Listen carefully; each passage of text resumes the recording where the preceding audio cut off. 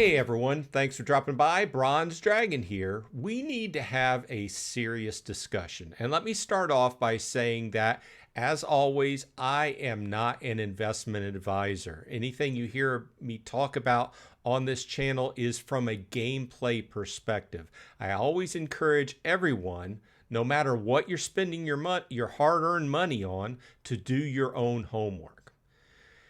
Now, with that said, if you spend any time in the play to earn community, whatever it is, Reddit, Discord, what have you, and in this case, what I'm talking about in my comments on my videos here on YouTube, you'll see it. Someone starts dropping comments in the comment section. This is a scam. It's a Ponzi scheme, and things like that. It's going to collapse tomorrow. And I usually reply with something like, well, I've been playing for 2 years now, and the game's been going for longer than that, and I haven't seen any evidence to back up what you're saying. So go ahead and please provide some proof, or what's your point, so I can look into it, because I would definitely love to make a video about it and investigate it, right? To which I always get silence. Insert cricket noises here. They never reply to me. I always get the feeling that these are people that maybe got banned from the game for breaking the terms of service, but who knows? Now, I get it. Let's be real here. In the play to earn and Web3 gaming space, skepticism is your very best friend, right? But today I want to pull back the curtain, so to speak, of the actual plumbing of Atlas Earth. What's going on within Atlas Earth? How does it make money? We're going to analyze where that money comes from, why it isn't a musical chairs type investment or a Ponzi scheme or some kind of scam, and how the math actually makes the game sustainable. But before we get too far, I just want to make this second statement that I am not paid by Atlas Earth, other than the money I earn off of the game from playing it just like you. They even took away the referral program, which was where I made some Atlas bucks to keep going. But with that said, let's dive in. So when I saw the comment, I had to come over here and say, well, make sure that I knew exactly what I was talking about. So I had to look up the definition of Ponzi scheme. So here we are. The biggest red flag for a Ponzi scheme is when old investors are paid by money from new investors coming in, right? If Atlas Earth strictly relied upon money from new investors or new players in the game, say buying Atlas buck packages to pay out rent to all the rest of us who've been playing for a while, we would be in real trouble. But that's not what's going on. At its root, Atlas Earth is an advertising sharing platform disguised as a real estate game.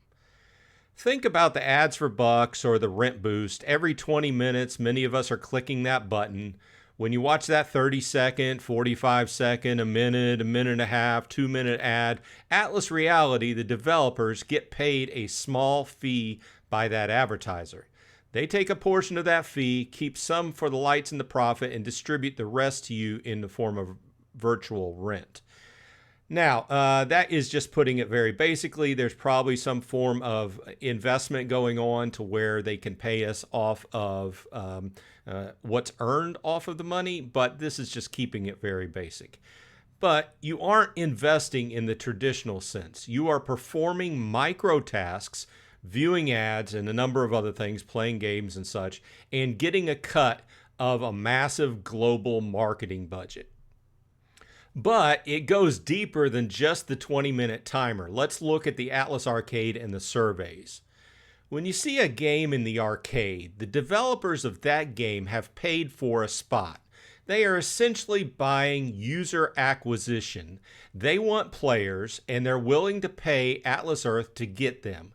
When you play that game and hit milestones, Atlas Earth passes a slice of that referral fee back to you.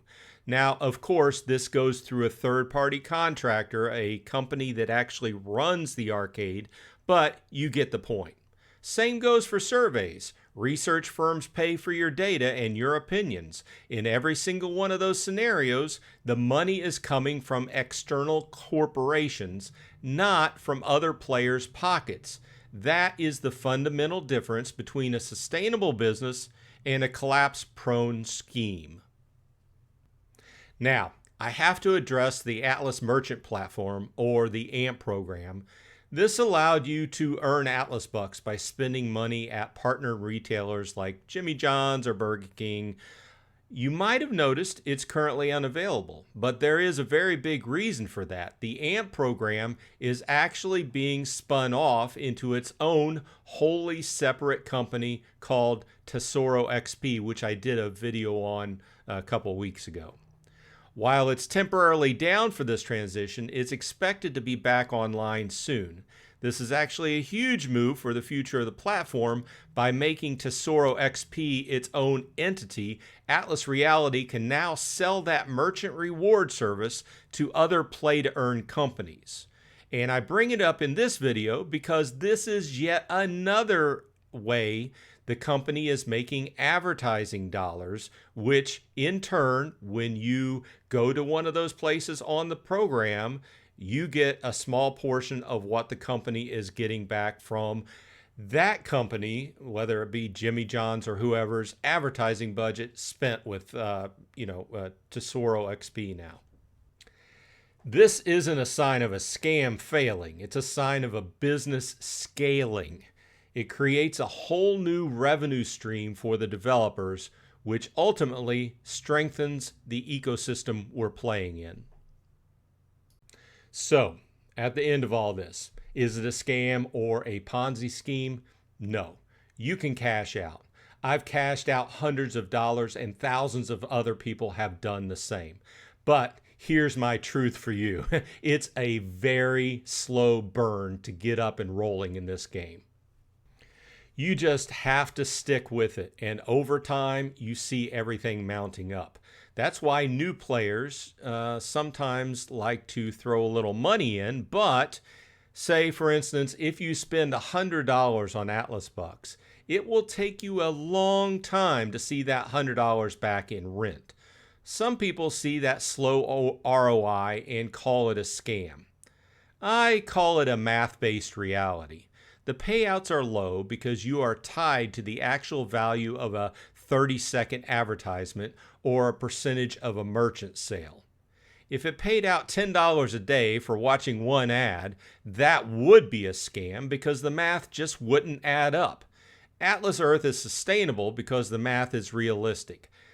I went into more detail on this, on how the boost rate works and the super rent boost works in my last video. Check out the link above. So at the end of the day, will the game last forever? No, no game does. You have to treat this like a game, not an investment. It even says it in the terms of service. So, really what this is Atlas Earth is a way to monetize your free time, right? That's what it comes down to. Whether you're grinding the arcade, doing surveys, keeping your boost active, you're tapping what is a massive advertising pie, so to speak, at the end of the day. So if you've been playing Atlas Earth for a while, let me know what you think. Also, what do you think about this Tesoro XP spinoff of the AMP program? Do you have high hopes? Do you live in another country and you would just love to see the system go live in your country? Let me know in the comments.